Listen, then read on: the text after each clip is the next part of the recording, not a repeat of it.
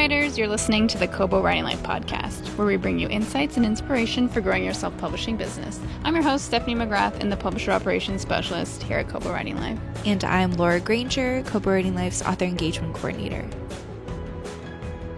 So this episode, we're talking to Emma Chase. Emma Chase is a hybrid author, and she gives us some information on how she's able to balance self-publishing but also writing traditionally. We talked to her about her writing group, Ladies Who Write, and how those collaborations have helped her writing. And she also talked a bit about, like, when writing a book, you've set a certain precedent and standard that your reader should expect and how you can hit those standards each time you release a book. She talks to us a bit about her Royally series, which I love, and gives some exciting news about what's up next for that series. So yeah, just a jam-packed episode. Please keep listening. Thank you so much, Emma, for joining us on the podcast today.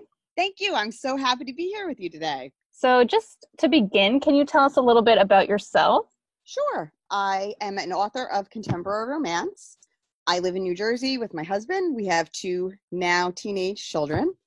And I'm a lifelong reader of romance, all types. I grew up basically reading historical love stories, but I've certainly opened up to all different genres, particularly since discovering the voracious online romance community. So I'm very proud and happy to be a part of that. Awesome. So you're a hybrid author, and I was just wondering why you decided to start self-publishing, or were you traditionally published first? How did your writing career progress? Yeah. It's an amazing kind of journey that I've been on. So my first book, Tangled, was published with a small indie publisher, and in 2016. And I was just so excited when I had started sending the story out. I'd had a few offers to publish, and two were an ebook only, and one was an ebook in print. And I ended up going with the ebook in print because I was just so excited to hold my own book in my hands. You know, I think that's the dream of every writer. Mm-hmm. I was just excited to have the story published. And the day it was published, it just completely took off and exploded very unexpectedly. We made the New York Times the first week out, which was a wonderful, amazing surprise. Mm-hmm. And then Tangled was acquired at auction, and the rest of the Tangled series was picked up by Gallery Books at Simon & Schuster. So I published the rest of the Tangled series with Gallery, and then I went on to publish a second series, the Legal Brief series, also with Gallery, which was a phenomenally positive experience all the way around. I really enjoyed the traditional publishing experience, the collaboration. I had great editors, great cover designers. You know, sometimes you hear horror stories. I didn't have any of that. It was a wonderful, particularly for really a newbie first-time author, it was just a wonderful experience. And then around the time I'd had an idea for Royally Screwed, which is the first book in my Royally series. And I had been kind of dabbling with self-publishing. I had self-published 2 novellas while I was still working with Gallery. And because, it was something that was really kind of becoming more mainstream, and it was just really sort of taking off at that time period. So it's something that I was curious about, and it just felt like a really good time to give it a shot, because by then I felt like, okay, I know how to do this. I had 2 series under my belt. So I liked the idea of self-publishing. I liked that you could be quicker with getting the books out, with marketing, you had a little bit more flexibility in prices. Publishers have to worry about their entire stable of authors, whereas when you're your own business and you're self-publishing, you just have to make the moves that you think are best for your book at that time. So we gave self-publishing a whirl. And I have a great team. I have an amazing cover designer that I work with, Bai Hong Lee. She's designed all my self-published covers. And my agent, Amy Tannenbaum at the Jane Rocherson Agency, is extremely supportive. She's like my ninja and my therapist all in one. And my editor and, my marketer. So we decided to go that route and give it a shot.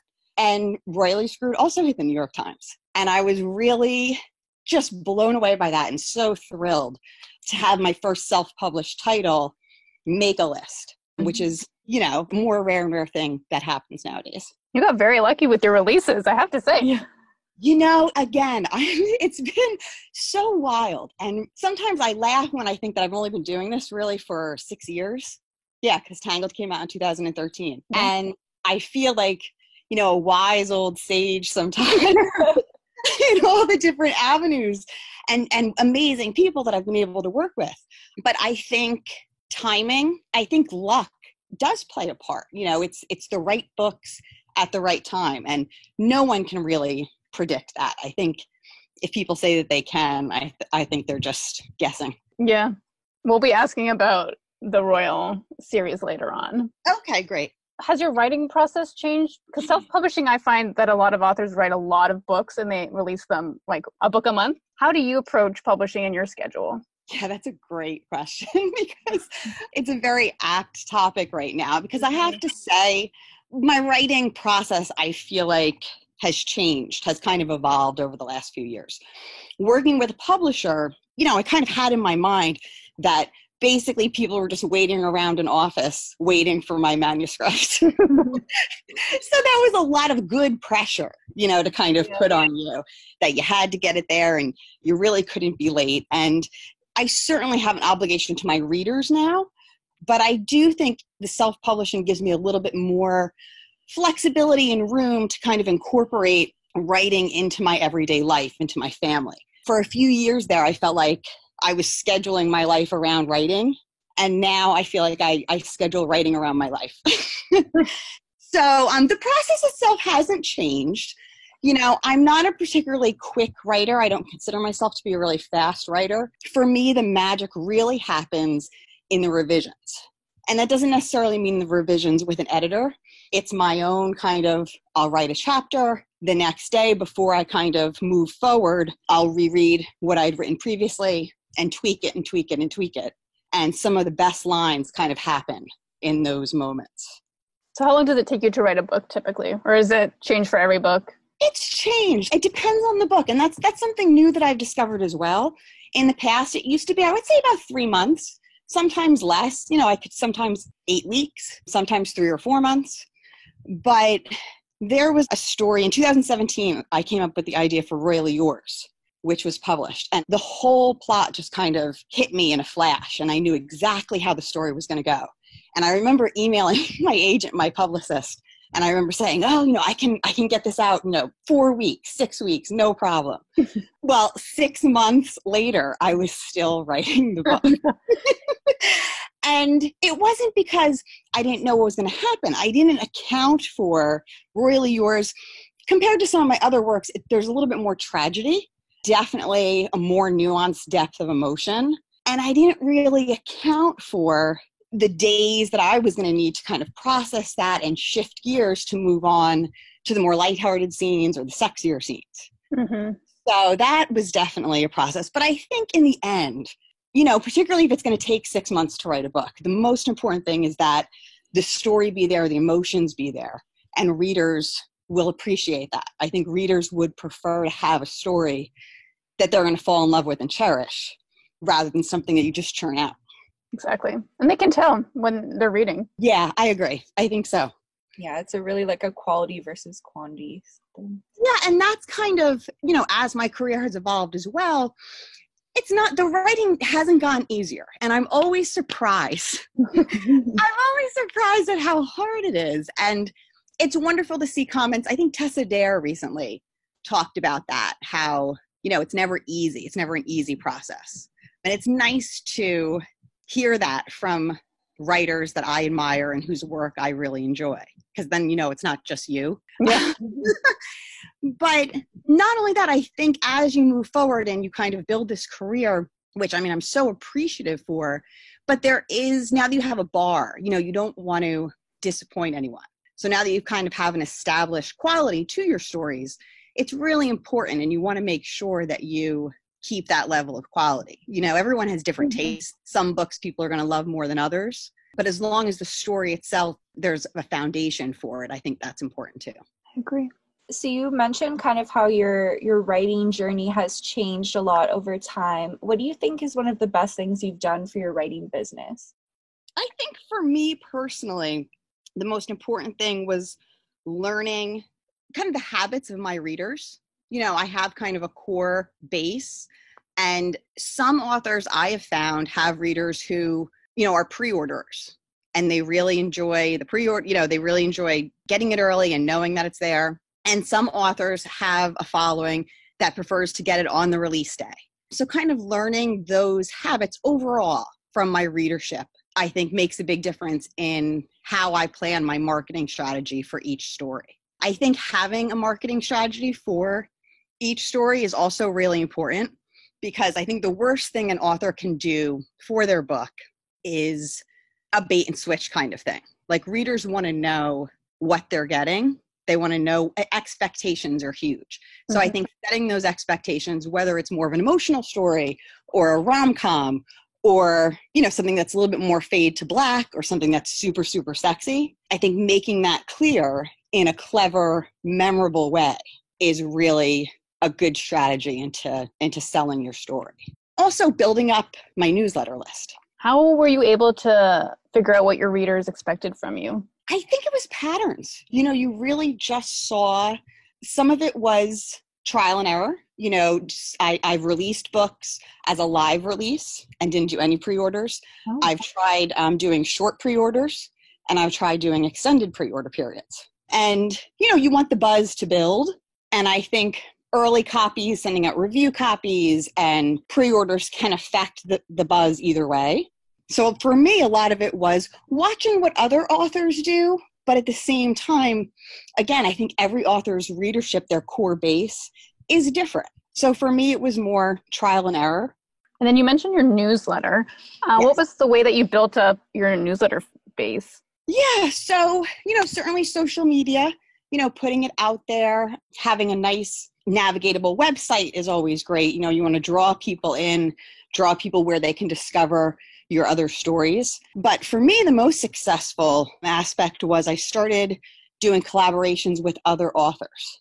And this past year, myself and several other amazing authors put together the Naughty or Nice Christmas box set.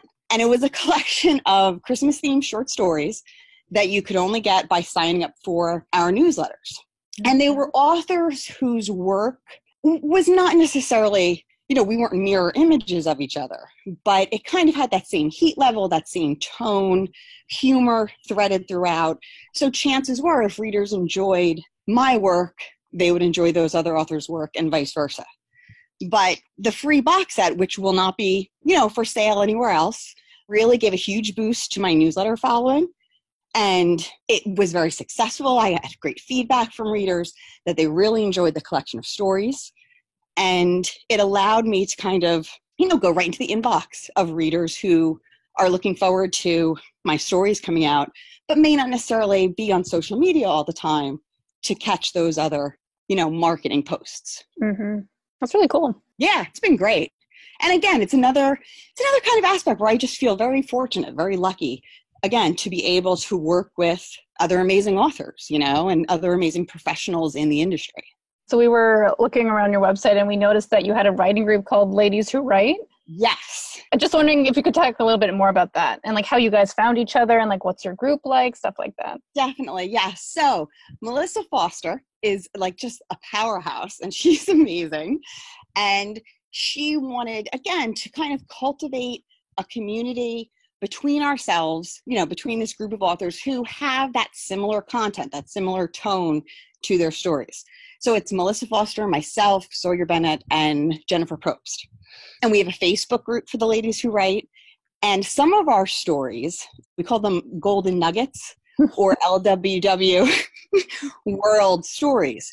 So the really cool thing is some of the characters will appear in each other's books. Oh, I love finding those. Yeah, and it's not heavy enough where, oh my gosh, you're not going to know who this person is if you don't read, my book or Jen's book. So it's not a huge commitment. It's just one of those really fun Easter egg discoveries, the whole world is connected. I love that. Yeah, that's really cool. Yeah, and then in our group, sometimes we'll have posts or contests, help me name this bookstore, or help me name this character, or, give me an idea. There's a play happening in the story. What play should they be performing? So the members of the Ladies Who Write group can give feedback and kind of be a part in the building of this world and these stories. which is, again, great fun, I think, for a lot of readers. So is it only authors in the group, or do you have readers in there as well? Well, in the Ladies Who Write Facebook group, those are all readers. And then the four of us will pop in and engage, and post and joke around with the followers. But in the group itself, Ladies Who Write, it's just the four authors. And really what we wanted to build as well with the website and our newsletter is kind of, it says it on the website, like a one-stop shop for sassy, sexy, emotional stories. And that was really Melissa's idea as well, is, again, if there's a reader who is a fan of her work and has kind of gone through all of her stories, but is looking for something similar, they know they can go to the LWW website and see what else is coming from one of us. And there's a very good chance that they'll enjoy that book as well. How did you find your fellow authors that you feel like have a similar tone as you? Not tone. Similar, I don't know how I'm trying to say. I know exactly what you mean. It's not style. Yeah. Yeah, no, I know exactly what you mean. That kind of similar feel to the story. Yeah. I don't really know how it happened. I meet authors at conventions. A lot of times you interact with people online, and you may interact with someone online for years, whether it's commenting on each other's Facebook posts or, interacting on Twitter, but you may never meet face to face. And that's what, one of the things I enjoy most about signings and conventions is not only having the chance to meet readers face to face and interact, but meet other authors. Because, writing it's a really solitary activity. And it's nice to kind of commiserate with, other people who are in the same boat, but also to make those professional connections as well, and to come up with these great ideas that, can be helpful to our careers, but also helpful to readers as well. Mm-hmm. So most of the time, like I said, I would say social media is where, you initially start to interact. And if you're lucky, you'll end up, in the same city at the same time, and you'll be able to meet face to face, and you make and develop those connections there as well. Do you have a social media strategy? This is also kind of tied in towards marketing as well. Like, do you have the platforms that you enjoy using the most, or how do you approach that? I do. For a long time, especially in the beginning, so social media was completely new to me when I started writing. I did not have a Twitter account before 2013. So there was a learning curve there. And again, using social media to kind of market your books, that can be a tricky thing, because I don't think it's effective to just throw book post after book post after book post at the reading community. I don't think that's what people want to see necessarily.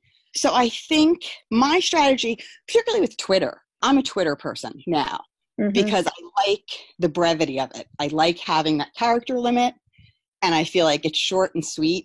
But I think being yourself, like letting a little piece of yourself connect with other people, at least, when you can, and on Twitter, I find I hate to say it's a strategy because that sounds so clinical, but that's kind of the best way to connect with people and to get people kind of interested in your work. There tends to be humor in my romance. And, if I can think of something funny to post, I'll share that on Twitter because I like to make people laugh. So I'm sure there have been times where people have, stumbled upon a tweet of mine that they thought was funny and saw that I was a writer and then went to check out one of my books. Facebook is a little bit different. Facebook, I look as more of the platform to keep my readers updated and to post ads and boosts to let everyone know when I do have a new release coming, or to post teasers of a new release, to try and cast a wide net to give the audience a little peek at what's coming. So Facebook for me, I think, is a little, less personal, you could say. Mm-hmm. More like I want to say like an information. Yeah, kind of like an update feed. Exactly. Yeah, that's kind of how I use it. And I have a Facebook group, which is a group of fans of my reader group. And that's a little bit different. That's a little bit more personal, a little bit more casual. In that group, they get exclusive giveaways, exclusive teasers, sneak peeks, that kind of thing.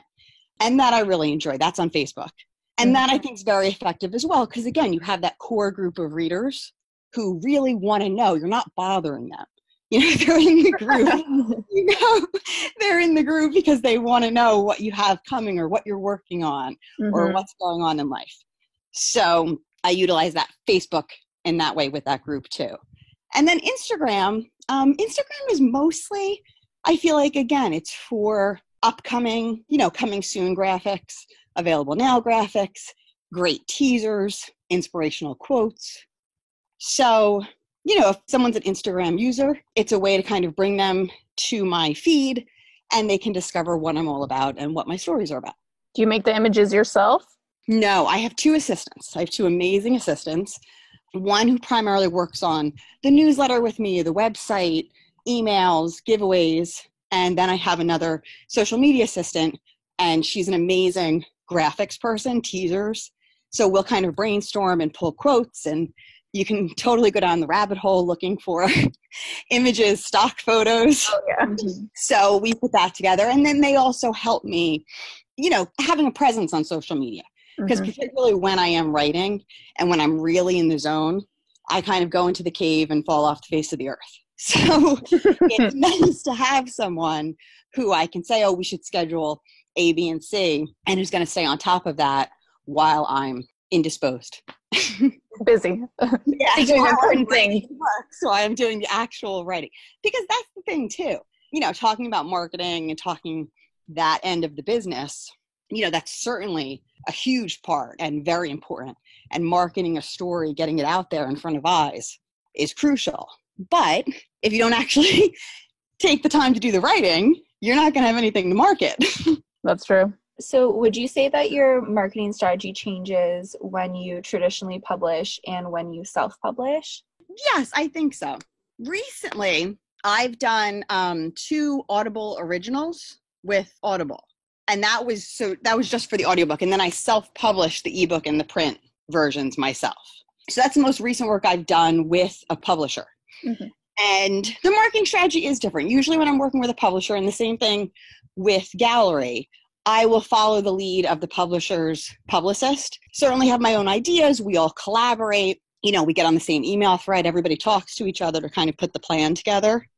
But more often than not, I will let them take the lead, because they also have their own information about how to reach their readers or their listeners. They have their own newsletters, they have their own websites. Gallery was always fantastic with sweepstakes, and their own kind of social media posts. So I'll blast out, the publisher's posts and work and kind of more follow their lead. Whereas when it's self-published title, I sit down with my team and we really kind of strategize on the cover reveal, the teasers, the excerpts, and exactly plan out when and how everything is going to go out. How did you find your team? Was it like you were working with them previously and then you continued and asked them to work with you when you were self-publishing? Or do they have ads for people? Probably. I don't know why I'm like, that's not a thing. I think they probably do. Yeah. My agent has been with me from the beginning. Since Tangled was published, I've been working with Amy. And my assistants, again, it was social media. And it was interesting because we connected, not necessarily even about my stories. I think in the beginning, this was several years ago, we just connected about the love of reading and about romance in general. And then it kind of switched to DMing and emails. And one of my assistants was a big fan of my work and was creating teasers and graphics just because it was something she enjoyed doing. Oh, that's so cool. Yeah. And I said, I would love to work with you. And she agreed, and that's kind of how it evolved and happened. Oh, I love that. So what drew you to the romance genre?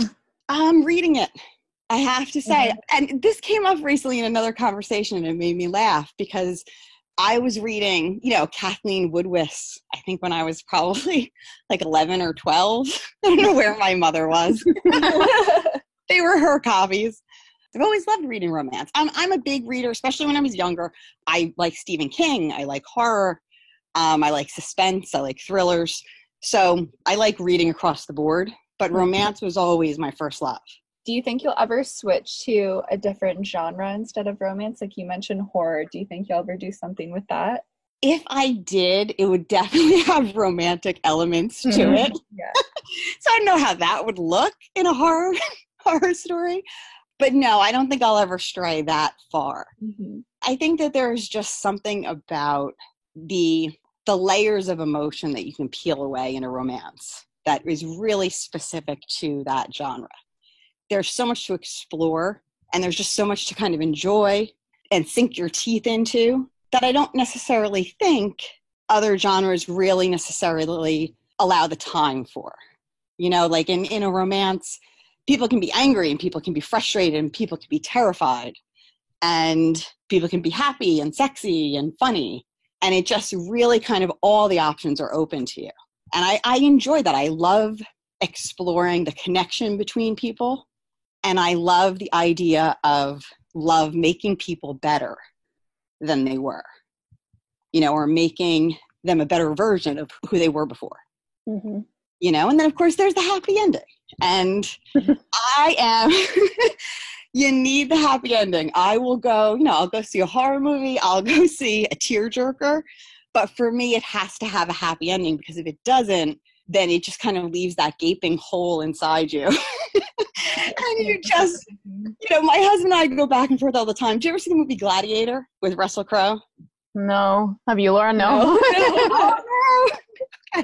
So it came out, it's a few years ago, but whether it has a happier ending or not, I guess is up to your interpretation. My husband, you know, it's one of his favorite movies, and I think it's a great movie, but there are things that happen from a love interest perspective in that movie that, again, don't necessarily have the resolution that I was hoping for. So whenever I think about it, I'm just like, oh, it just kind of breaks my heart. So that's why in romance, you get the happy ending, and that's essential. Maybe you need to do like a Gladiator romance and write it out. Yeah, fix that ending. Fix that ending. Yes. So your royally series kind of came out at the peak of like royal fever. Like we have like Meghan and Harry and everything. Was this kind of a happy accident, or have you just always loved the royals and wanted to do something with them? It was another fortunate accident. You're very lucky. Well, and the same thing kind of happened when Tangled first came out. Tangled is a romantic comedy from the male-only perspective. And you only hear, you know, you're only in Drew Evans' head. And when I first sent that around to be published, I didn't realize that that was an unusual thing at the time in romance, that was a different sort of thing. So kind of being, you know, ahead of these curves, I've been very lucky, but it has not necessarily, I can't claim credit that it was some master plan on my part. So the Royally series, I had a few ideas. After the last book in The Legal Briefs came out, I was speaking with my agent, and I had a few ideas and I had a few outlines, but nothing was really grabbing me. So we were kind of brainstorming about what readers enjoy when they're not reading. Like, what are people interested in? And somewhere along the line, royalty came up, because who doesn't love? Oh, I know. Yeah. I mean, and the minute it was said, again, it was just kind of one of those lightning strike moments. And I remember, I think I literally said, I could do this. I can write this. I could write that. And so the idea, all 3 books were basically outlined like by the end of that day. Wow. Yes. And what excited me most, and I think that's really unique to royalty, was, again, all these kind of other relationship threads that could be explored when you're dealing with a prince. So you have the relationship between him and his monarch, who in Royally Screwed's case happens to be his grandmother. You know, his relationship with his siblings, with the press, with the people. What is it like? What is it like to grow up being famous, you know, the moment you're born, just because of who your parents are, or even before, worldwide? And what's it like to date? You know, and that being that type of person in the age of Twitter and Facebook and social media and cameras everywhere. So fascinating. Yes. So there was just so much story to tell. And I feel like, particularly with each of the royal books, more so than my previous novels, what I really enjoyed was you had this romance at the heart of the story, but you did have, you know, these other threads circling all around it, which really made for this really emotionally satisfying read by the end. It was like, you know, a Thanksgiving meal. You had a little bit of everything in there. So that was wonderful. But so the short answer is, no, it was a happy accident, but I'm thrilled. I'm thrilled that, you know, readers have enjoyed the series. And it's so funny because in some ways, you know, life ends up imitating art. Because my assistant when Princess Eugenia Mhm. got married, who I think is Fergie's daughter. Yes. Mhm. Yeah, she wore this beautiful tiara Oh, with yes. emeralds and diamonds. And in Royally Yours, and this is before the wedding, I swear, Lenora wears a custom-made tiara. A new tiara is made just for their wedding, and it's emerald and diamonds. Ah. Oh, that's so funny. So my assistant sent that to me, and she's like, oh, they read your book. They did. You mentioned that Tangled you had written from the male perspective, and I remember picking up that book and being like, oh my god, I've never read a book with only the male perspective before, and I just thought that was so interesting at the time that it was published because I had never seen this before. Yeah, no, it was interesting to write, I have to say. So initially, I started writing that story from the third person perspective. So it was he said, she said, Mm-hmm. you know, and it was really dull, not dull, but it was slow, you know? Yeah. Where when you look at the finished story of Tangled, it's very snappy and it's quick.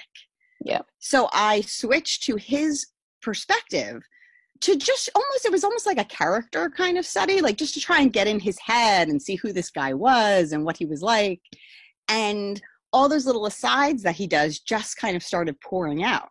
And it was so much fun. It was so much fun for me to write. It was almost like this other person living in my head that I didn't even know what he was going to say next.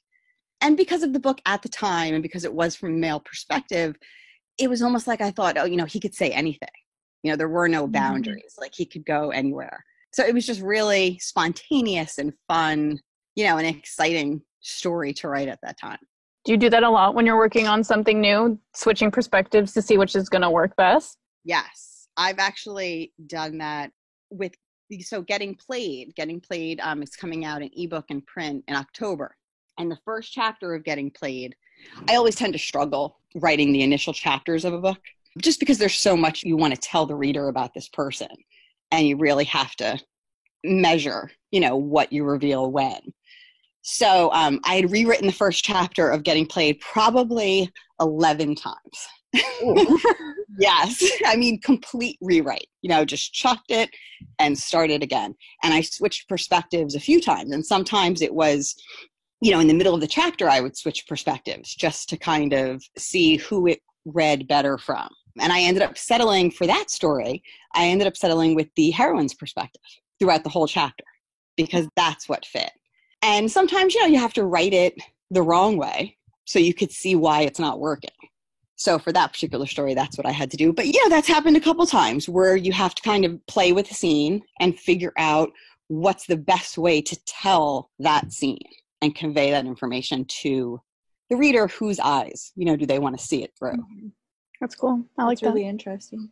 Thank you. So I heard that there's a Royally Screwed movie in the works. What has that process been like? Yes. So Passionflix acquired the film rights for Royally Screwed, and, you know, everything's moving forward. They're a fantastic company. They're run, you know, by women. I think that they especially focus on turning romance novels into film, which I just think is so fantastic and so smart. And I would be a fan of their works and their films, even if they weren't making Royally Screwed, because I love to see books come alive on the screen. So, but they've been wonderful working with. So we have a script, and the script is phenomenal. And they've been, I don't know how it works, you know, with other production companies or other authors, but in my case, they've been so open and receptive to all of my ideas as far as what should stay in, you know, and what kind of needs to be revised a little bit. Because certainly, you know, when you're going from a book to the film medium, you know, things are going to change. But they, in particular, really try and stay as true to the story, you know, as they can, and still keep that same kind of charm and magic, you know, that readers loved most when they first met these characters in the book. So it's been great. You know, we've been trading kind of pictures of areas and scouting different locations. So, you know, it's all really, really exciting, and it's all coming together. And I hope to have more news and announcements for readers and audiences soon. But again, it's one of those things that's just been a really amazing part of this journey that I'm just so happy to be on. That's awesome. What can readers expect from you next? Right. So I have a very busy second half of the year coming up. So let's see. I have Getting Played coming out in ebook and print on October 8th. And it's the second book in my Getting Some series. And the Getting Some series, it's Getting Schooled and Getting Played. And it revolves around this small town in New Jersey. And they're sort of comfort reads. They're just really sweet, warm, entertaining stories about good people falling in love. So I feel like it's one of those books I would recommend to someone, if they read something that kind of ripped their heart out and they needed something just to soothe it, just something easy and enjoyable. Those are the books that I would say that they should go for. So I'm really excited about that. And then right now it's looking like Dirty Charmer will be released the end of November, early December. So, and Dirty Charmer is the first book in a spin-off series from the Royally books. Oh, that's exciting. Yes, I'm very excited. This is the first time we talked about, how the writing process has changed. Mm-hmm. So the last year and a half, 2 years is the first time that I've been jumping from series to series. Because normally what I did was, I wrote all the Tangle books. I wrote all the Legal Briefs books. But for the last 2 years, I wrote Royally Yours, and then I wrote Getting Schooled, and then, just kind of jumping in between series. So for Dirty Charmer, it took me a while to get in the groove, but I do feel like I finally reached that point where you connect with the characters and connect back with the world, and you just kind of can't wait to share this story with readers. And I love when that happens. It's like a switch flips, and you're like, they're going to love this. So Dirty Charmer tells the story of Tommy Sullivan, and he is one of Prince Nicholas's personal bodyguards who we met in Royally Screwed. And the third book in the Royally series, Royally Endowed, told the story of Logan St. James, who was also one of the bodyguards. But this one kind of really opens up that world. So whereas where Royally Screwed opened up the world of the royals and the aristocrats and the workings of the Wesco government, Dirty Charmer really opens up the world of this bodyguard company that Logan and Tommy have started together. So we meet all these great kind of rowdy characters who are bodyguards for a living and the clients that they protect. And the heroine in Dirty Charmer is named Abby Haddock, and she comes from a very stuffy aristocratic family in Wesco, and she's working very hard to be a surgeon. So her and Tommy kind of have some personality clashes, and it's a really fun, sexy, great story that I'm really excited. So that's coming, like I said, the end of November, early December. We're going to have the cover reveal coming soon for that. So, and then I have a surprise coming in October that I haven't released yet, that I can't talk about yet. All right. Okay. Listeners, wait for that secret. So in October, there's just a little something special that I think readers will really, really enjoy. I hope they do. Get on that newsletter, guys. Yeah. Sign up for the mailing list. That sounds exciting. Me and Laura were like, as you're describing, like, ooh, yes. Adding This was great. I learned so much. Yeah. Thank you. No, this was wonderful. Because you know what? I really don't get a whole lot of opportunities to talk about that side, the business side of things, the marketing side of things. Because in most interviews, they want to know about the characters and the story and the process. It is nice because, it's tough out there. I think it really is, so I think marketing's not a dirty word. It's really important. It's such an important part because readers can't enjoy a story if they don't know about it. True. Or it doesn't get in front of their eyes. I think all that's important. And I hope that I, conveyed some information that at least was helpful to me. I think everybody's experience is a little bit different, but that's what's worked for me. So I hope someone else can benefit from it. Yeah, everyone has a different approach. And I find that just hearing from different authors gives you new ideas that you wouldn't have thought of before. Exactly. Yeah. No, that's very, very true. Yeah. Well, thank you so much. Thanks so much, Emma. Thank you. This was wonderful. I appreciate it. Thank you for listening to the Co-Branding Life podcast. If you're looking for Emma's titles mentioned in this episode or extra tips for how to grow your sales, visit cobrandinglife.com. This episode was produced by Stephanie McGrath and Laura Granger. Music was provided by Tearjerker. This episode was edited by Kelly Robotham, and special thanks to Emma Chase for being a guest on our episode. If you're ready to start your self-publishing journey today, sign up for free at kobo.com/writinglife. Until next time, happy writing.